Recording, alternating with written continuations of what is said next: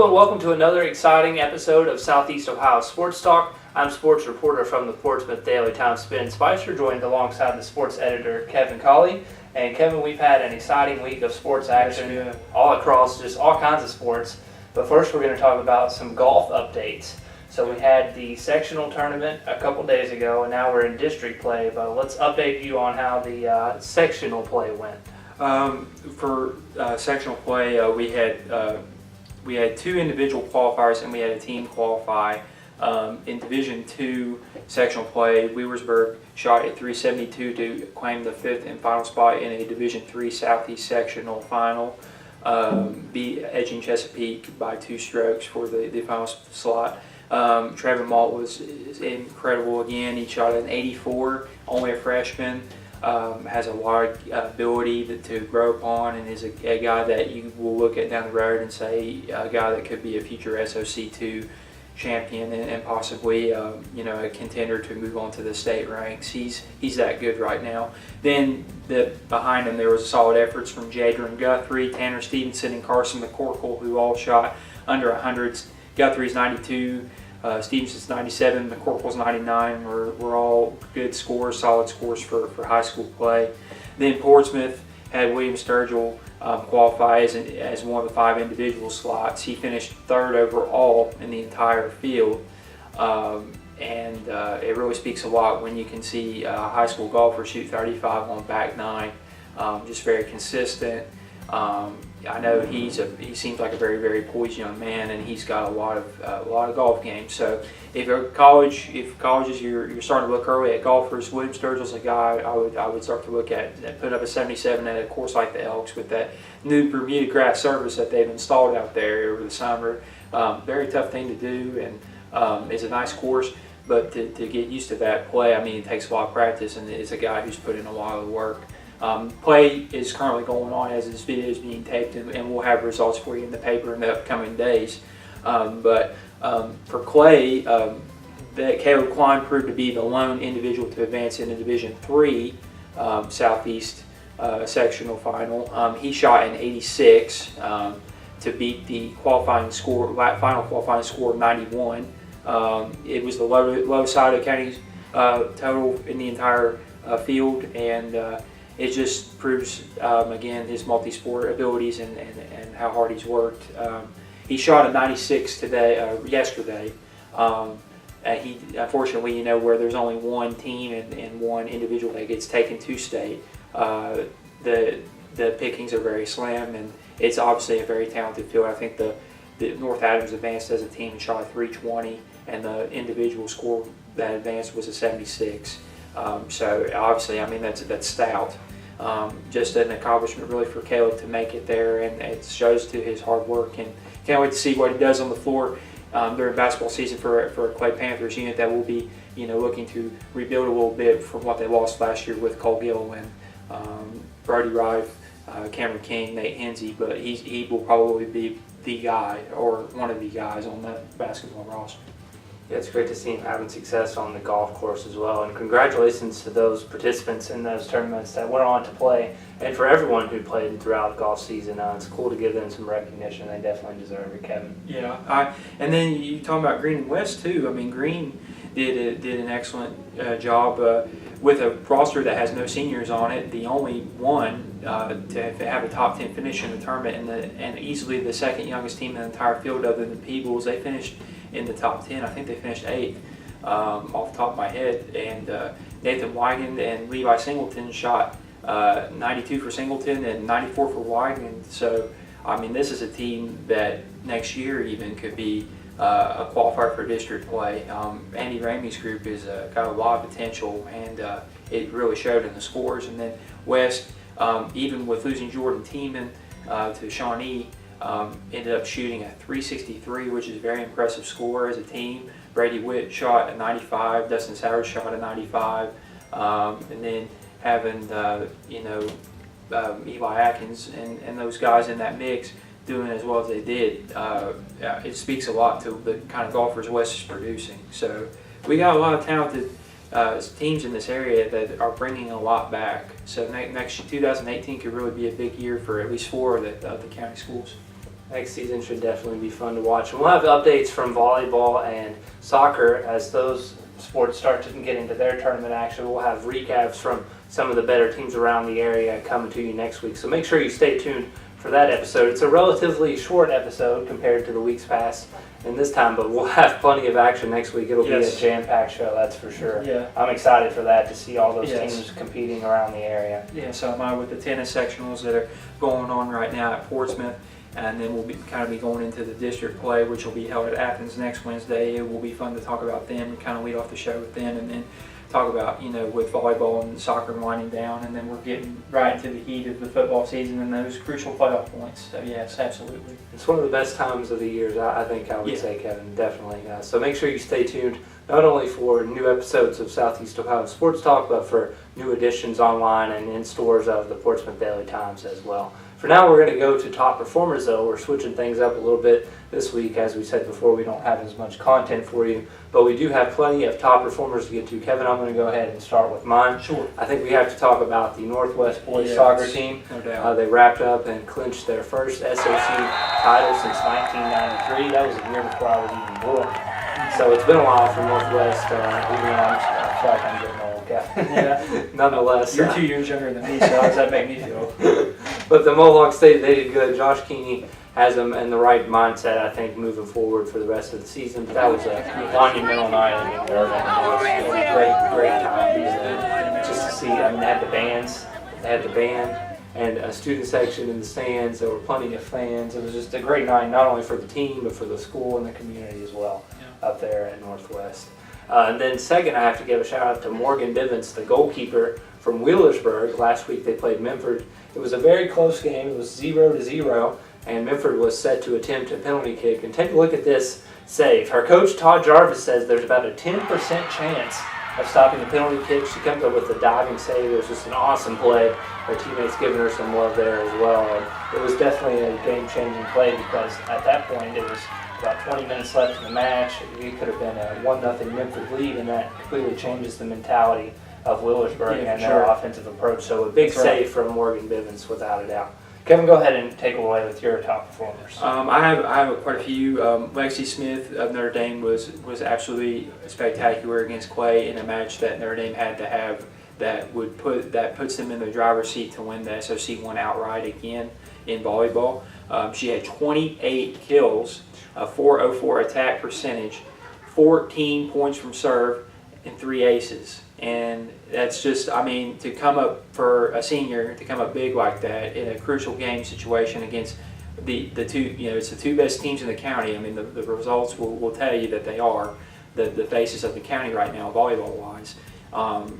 Lexi has just done an outstanding job all year. It's a reason that she has a commitment and a scholarship offer to go to Wheeling Jesuit University, a top-flight NCAA Division II school that has won national championships, has been contenders very deep into the D2 postseason. I think she's a D1 talent. I think at that level, I think Wheeling Jesuit got a steal, because I think Lexi Smith could play Division I volleyball. She's an extremely talented individual who's very smart, as much as she is talented on the volleyball floor. I give a shout out to the trio of Cody Stags, Garrett Hurd, and Dylan Bradford. Garrett Hurd ran for over 100 yards. The totals varied, but I've seen some totals as high as 113 yards on 10 carries with 2 touchdowns. He had a 23-yard touchdown run for number 23, and then he had a 30-yard screen pass that he ran, took 2 steps in toward the west sideline from the other side of the field, and then zoomed past the Minford defense, found the seams, and went for a 30-yard touchdown.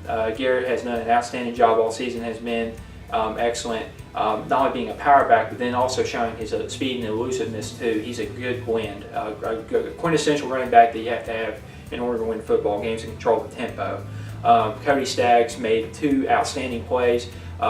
Kelton Kelly was pressured through a pass to Staggs, and he takes it back 32 yards for a pick 6. Then on another play right before the first half's over with, West gets a crucial score that puts the game away when he outjumps Kelton Kelly and is able to come up with a 39-yard touchdown reception on a jump ball that is very, very hard to time, and he has proven all year long that he is probably one of the best in the area at timing jumps and being able to place his hands perfectly on the football. He's as good as I've personally seen outside of Tanner Holden in that area. Dylan Bradford, his numbers were outstanding. He threw 714 for over 200 yards and 4 touchdowns. I think 209 was the official total. But I was really more impressed with the ability for him to get back up after some of the pounding hits that he took. I saw some of the hardest hits I've seen a quarterback take in quite some time. He took one shot from Casey Gaines, who made an outstanding clean hit on him as he threw the ball, and I did not think he was going to get up from it, but to his credit, he got right up from it, and he did it more than once. And he took a late hit on the 70-yard touchdown pass he threw to Josh Berry to start the scoring. And I thought he just showed outstanding poise all night in the pocket, outside of the pocket when he ran around, taking hits and getting back up and continuing to play with the same energy and pace that he had before. So shout out to him as well. Brady Devitt and J.D. Hatcher of East were outstanding. J.D. Hatcher with 6 catches for 150 yards and 4 touchdowns, coming off of Brady Devitt's 10-15 performance where he threw for 256 yards and 5 touchdowns. The two have really come together this year and have really shown the SOC one that they are the best pass to catch duo in the entire SOC one, and possibly one of the best in Division 7, regardless of region that you're looking at. Those two have really come up big and performed. Then Ben Mader, down 22-8, and you're needing a lift. He scores the opening touchdown for Notre Dame, but really came up huge with the 71-yard kick return to start off the second half scoring, and then the 42-yard touchdown reception that he caught from Caleb Nichols to tie the game, and then eventually Notre Dame wins the game on the 2-point conversion with 42 seconds left. Just the team leader came up big in a time where they needed this young team needed leadership, and Ben Mader just an outstanding performance in all areas. Proves again why he, especially next year, will be a face to watch in SOC1 from a rushing standpoint, from an all-purpose standpoint. And finally, I have Lonnie Smith of Green, 203 rushing yards and 3 touchdowns. He put his whole heart on the line against Notre Dame and really fought and willed his way to try to put Green in a position to win the contest against Notre Dame last Friday. It just did, the ball just did not bounce in Green's favor. Notre Dame made one more play than Green did, and that's really what it came down to. Nonetheless, doesn't take anything away from Lonnie. He did an outstanding job and really willed Green to the lead. Now, speaking of those Green Bobcats, we're going to go ahead and move on to our Pick'em Challenge of the week. But first, we'll take a look at some of the results. And Kevin, you've got kind of a comfortable lead, so I'm going to need to start pulling away, perhaps. It's going to be hard, though. We're kind of closing in on the end of the regular season. But yeah. Hunter's not on the show this week. Hopefully, he'll be able to join us next week for his picks and his insight as well. But for now, me and Kevin are going to take a look at some of the games from this week. So first up, we've got Green at 1-5 traveling to Manchester at 2-4, and that's a winnable game for Green, but I think I'm going to have to take Manchester in that one. I'm going to go with Manchester, but I think it will be close because, it depends on how well Green controls the ball. If they do what they did last week and get the ball in Lonnie Smith's hands, I think Green can make it close. But if Manchester controls time of possession any at all, and I think they will, there are going to be some trouble spots for Green. I have Manchester also, man. A pair of 2-4 teams in our next game, Piketon traveling to Westfall, and that's a game that I think Piketon, I'm going to have to go with the Red Streaks in that one. I think they're going to win. They've been up and down this season, but they've showed some flashes in the last couple games that they can take that win over Westfall on the road. Yeah, I'm going to go with Westfall in this one, with it being at home. Piketon, both teams have been very consistent, and the league as a whole has been very up and down outside of Chillicothe Southeastern. I know Piketon has shown flashes, but then again, they played Adina last week and only won by a touchdown, and Adina hadn't really shown a whole lot of flashes in stopping much of anything defensively. I just worry about Piketon's consistency level, and in a game on the road, you have to be consistent and fight off the home crowd energy to get wins, especially in college. But I'm going to have to go with Westfall here. From the SVC back to the SOC1 now, where Oak Hill is traveling to Northwest. The Mohawks still looking for their first win of the season, but I think Oak Hill was too tough. They're going to bounce back after being shut out by Wheelersburg. I think Oak Hill, I agree. I think Oak Hill controls the tempo with the running game. I think Fisher, Walker Smith, and Bailey Clutters get back to doing what they do, and they'll shoot up yards against the Northwest defense. Northwest has some strides to make, and I know Coach Malvon and the guys are putting in the work to do so. They just don't have the numbers yet, and when they do, I think they'll become a more consistent program on that side of football in due time. But as for now, I'm going with the Oaks. Sticking in the SOC1, Notre Dame, we just talked about that hard-fought win that the Titans got last week. Can they do it again and beat Sims Valley? I'm going to go with the Vikings here. I think Rusty Webb's group has been a surprise this season, and I think they're not going to let down against Notre Dame. I agree. I was really impressed with the effort Sims Valley put together against Eastern, scoring 33 points against the Eagles on Eastern's home turf. And Sims Valley's closing in actually on possibly, if they make a late season run here and pull off a couple of surprises, maybe even getting the 8th seed. Yeah, they got East at home. You just never know. The way they've looked this season, especially defensively, has not been too bad.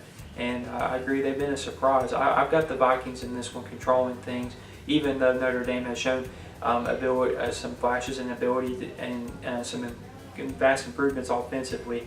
They struggle to get yards against Green, and they're going to have to get more than 170-something yards of offense to get the win over a Vikings group that's very disciplined defensively.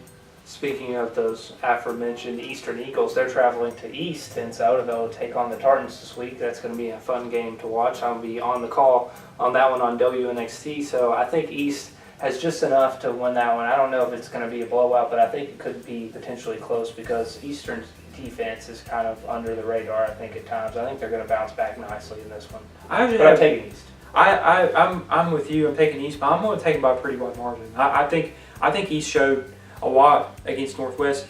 Eastern had some difficulties against Northwest moving the football, and East had no troubles, no hitches in the game plan whatsoever against Northwest. Scored 63 points and really looked dominant from start to finish. I've got East naming the score. They're just very, very talented offensively, and I don't see any letdowns, especially with those crucial playoff points on the line. East having the number 8 position and final slot in the JoeIdle.com computer polls, which are always very accurate, almost to the exact number. Well, in the SOC2 now, let's look at Logan taking the road to take on Minford, and that's a big game for the Falcons. I think they're going to bounce back after that disappointing showing against West and prove that they've still got some gas in the tank heading down to the last few games of the regular season. I think it will be closer than last week was for Minford, but I've got Logan. Logan's looked some decent against Division I and Division II competition, and Minford is arguably, if you look at their schedule, Minford's strength of schedule is arguably, no offense, the weakest that Logan has gone up against. I don't see Logan winning by a whole lot, but I see Logan winning by 2 or 3 scores. I just think the Chieftains are going to be too strong for the Falcons to handle in that contest. Switching it up to the OVC real quick, as Chesapeake is set to travel here to Portsmouth, and the Trojans have suffered 2 heartbreaking losses the last 2 weeks. I think that they're going to be able to get it back on track against the Panthers at home. I agree with you, Ben. Austin Browning is going to be a tough cover for Portsmouth, as he is for any team, but I think Portsmouth will get it done and execute offensively. This to me is a favorable matchup for Portsmouth in many ways, as long as they can control that run game a little bit. They showed signs of that against Colgrove, which it was promising to see from that defense. If they can get a little bit more offensive firepower as opposed to what they had last week, where Talon, Parker, and Isaac Kelly were doing much of the load. If they can get a couple more guys in the mix there, I think they'll come out with a comfortable win over Chesapeake. Yeah, I agree with you there. As for the Portsmouth West Senators, they're set to travel to Lucasville to take on the Valley Indians this week, and I think I'm going to have to go with West in that one. They really impressed me in that win over Minford. They just continue to keep impressing me throughout the season after I picked against them all those times in the beginning of the year. Yeah, I thought there would be a letdown, Ben. I really did when they played Minford after coming off that emotional high with the victory over Raceland. Boy, did they ever prove me wrong. I mean, that was a onslaught from the beginning. It's not anything really I thought Minford did a great job coming out in 5 wide sets, but West, after the first 2 series, really handled the pressure very, very well and showed that they can cover, and if the opponent widens the field in space, and really had no problems at all controlling the line of scrimmage against Minford with the offensive line that's been so physical. And I see the same things, like you said. Valley's offensive line and defensive lines are still quite young experience-wise, and West, they've got some great chemistry, and they've really quick starting to roll now. I've got the Center by 4 or 5 scores. Well, it's that time now, Kevin, our game of the week, and boy, we have a good one this week. It seems like the Pirates have come up in this discussion several times, but once more, they're in a big game, of course. Go figure. The Pirates hosting Waverly this week. Now, Waverly is 5-1. They did lose to Nelsonville, York, in a game that was kind of got away from the Tigers at the end, but I think this is a fun matchup, and I don't know if you agree with me, it might be one of the better teams that Wheelersburg has faced all year. I think the Pirates are going to win now. I think that Waverly is as good as Jackson is, possibly. They have the potential offensively to cause Wheelersburg issues, but at the end of the day, I mean, Wheelersburg has handled every test and then some with resounding energy and resilience, and I don't see any drop off here with the SOC title on the line. I will go back to West, and Ben Johnson said that we treat every game like an SOC championship game. I think Wheelersburg does too, so I don't see a lack of energy coming out against Waverly. I say Wheelersburg wins by a pretty sizable margin. This will not saying Waverly's bad, because I think Waverly's been very promising offensively, but I just think Wheelersburg's been so flawless in every area that it's just going to be the way that the game goes. That's going to be a battle of gunslingers in that game. Yeah. Clayton Howe from Waverly and Trent Sayers from Wheelersburg. That will be That's fun going to to be watch. fun to watch. And Yes. Waverly's defense has struggled at times this year, allowing a lot of scores. If their offense can keep the Tigers in the game, it could be a shootout. It'll definitely be one of those where you could be on the edge of your seat. But I think ultimately Wheelersburg is too tough. I mean, they had 35 different players recorded tackle last week. That's insane. Yeah. Well, and for Waverly, I really like what Phoenix Wolf did last week. He really came out of shell as a freshman, made some big plays in a crucial SOC2 conference affair against a Valley team that is a lot better than a lot of people may think, and really made some great plays. But like you said, the defense is so deep. I mean, you can rotate three when you have 3 teams of guys worth of guys you can rotate in and out of there. Who can really match up with that? I mean, when you have fresh bodies, you can just rotate every 2 or 3 plays, and they don't fall off hardly any from the first team or the second team. It'll definitely be interesting to see what unfolds, and we'll have all the recaps and stats for you from those games and some of the games that we mentioned, of course, in the Portsmouth Daily Times and online on our website. Make sure you share our video and tell us what you thought about the episode next week, and make sure you definitely stay tuned, because next week is going to be exciting. We've got some conference championships and a lot of stuff going on here to come still left, so make sure you stay tuned and watch our show next week. And thanks again so much for watching this week. For Kevin Colley, I'm Ben Spicer.